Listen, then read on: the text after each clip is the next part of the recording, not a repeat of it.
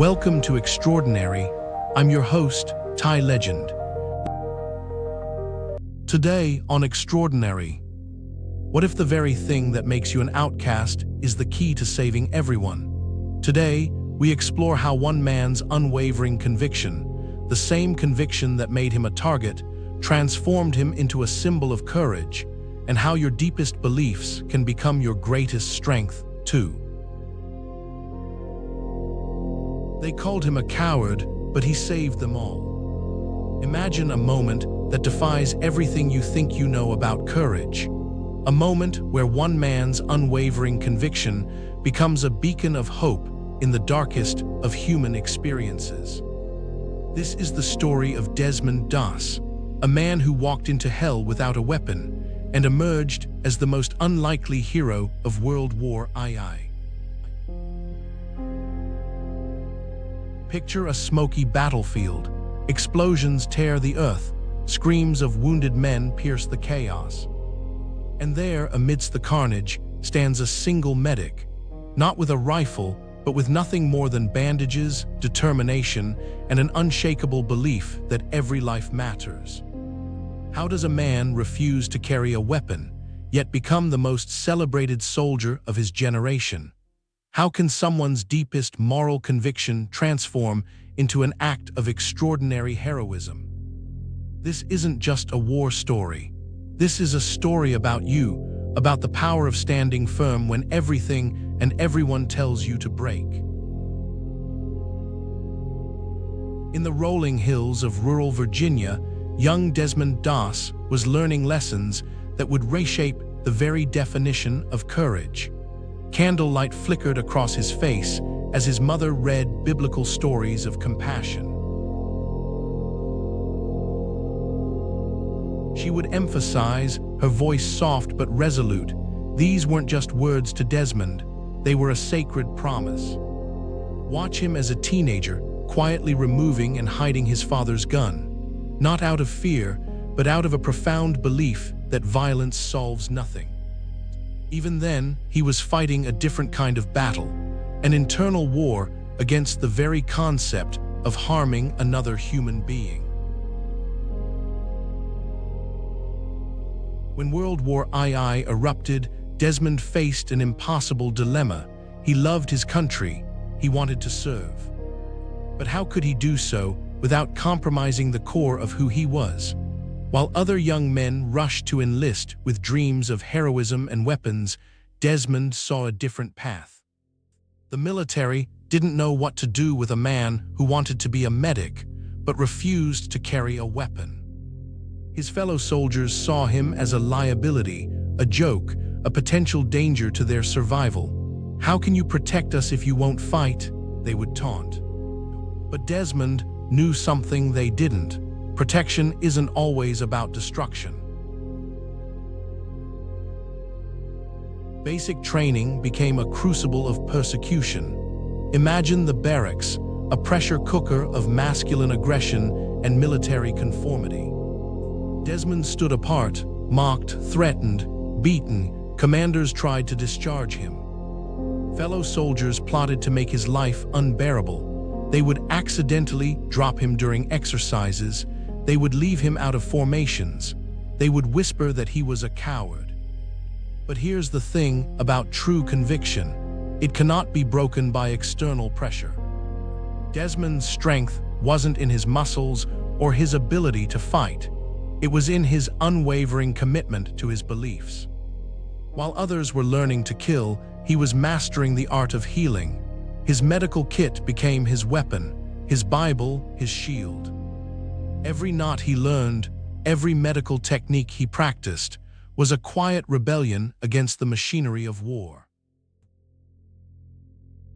When his unit was deployed to the Pacific, specifically to the brutal battlegrounds of Okinawa, no one expected Desmond to be anything more than a burden. The infamous Hacksaw Ridge awaited, a vertical cliff of death where countless American soldiers would fight and die.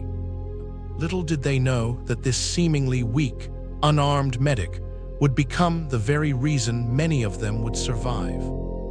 As the first half of this extraordinary tale comes to a close, one question burns bright. How could a man who refused to take a life become the most significant life-saver of his entire battalion? The answer, my friend, is about to unfold. If you're enjoying Extraordinary, please like, subscribe, and scan the QR code for our free 7-day email course, The Breakthrough Blueprint. Turn setbacks into comebacks using tactics of great underdogs like Stephen Hawking and Lincoln. Now, back to the episode. As dawn broke over Hacksaw Ridge, the world would witness something unprecedented. This vertical wall of death would become Desmond Doss's canvas of courage, a place where every conventional understanding of heroism would be rewritten. The battle was merciless. Japanese forces had transformed the ridge into an impenetrable fortress of death.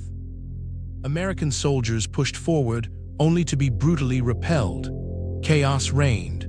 Blood stained the rocky terrain, and in the midst of this hellscape, one unarmed medic moved with a grace that defied comprehension. When his unit was ordered to retreat, Desmond Doss faced his ultimate test. Around him lay wounded men, friends, fellow soldiers who moments ago had mocked and rejected him. The easy path was to save himself. The honorable path, according to military protocol, was to leave the wounded behind. Desmond chose neither.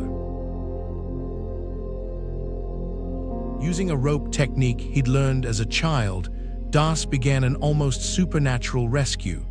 One by one, he lowered wounded soldiers down the 400-foot cliff face of Hacksaw Ridge. Each descent was a dance with death. Enemy snipers targeted him. Grenades exploded nearby. His own body was repeatedly wounded. But he did not stop.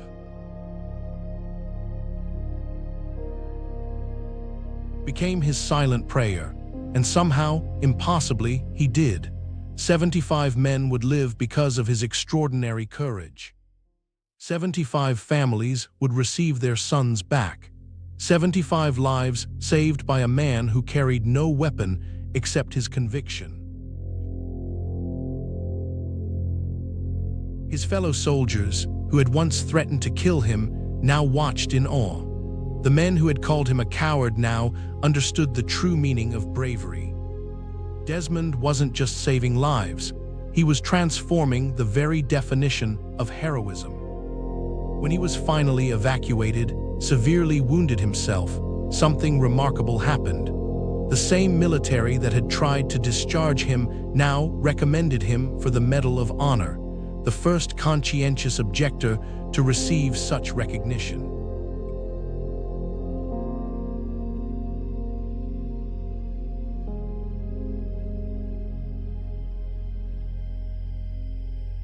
But Desmond's victory wasn't just about military honors.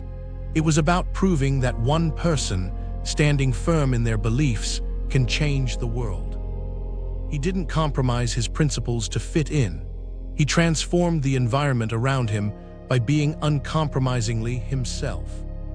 The war would leave its scars. He spent 5 years in hospitals, losing a lung and 5 ribs. He would eventually lose his hearing, but he never lost his spirit. He never regretted his choice. So here's the real question. What belief are you willing to stand for, even when the entire world tells you you're wrong? What principle matters so much to you that you would risk everything to defend it? Desmond Doss showed us that true courage isn't about conforming. It's about having the strength to be authentically yourself, even when, especially when, that means standing alone. Your convictions are your most powerful weapon. They can heal, they can transform, they can save lives, perhaps not on a battlefield, but in the daily battles of your own life. What will you choose to stand for? On the next episode of Extraordinary, imagine if Desmond Doss's courage had inspired a movement across continents, igniting a battle against an equally devastating force. Next week, we venture across the pond to witness William Wilberforce's lifelong crusade against another form of tyranny. In William Wilberforce, we'll explore how one man's unwavering moral conviction can spark global change, echoing Desmond Doss's resilience in the face of adversity and expanding our theme of the power of choice to encompass societal transformation. Please like, subscribe, and scan the QR code or follow the pinned link to get our free 7-day email course, The Breakthrough Blueprint. 7 days, 7 ordinary to extraordinary transformations. Rewrite your story using the exact frameworks that built empires from nothing. Click the video that just popped up to watch the next one in this series. Or for episode summaries, behind-the-scenes info, and more, go to daily8.com/EO. Thanks for watching.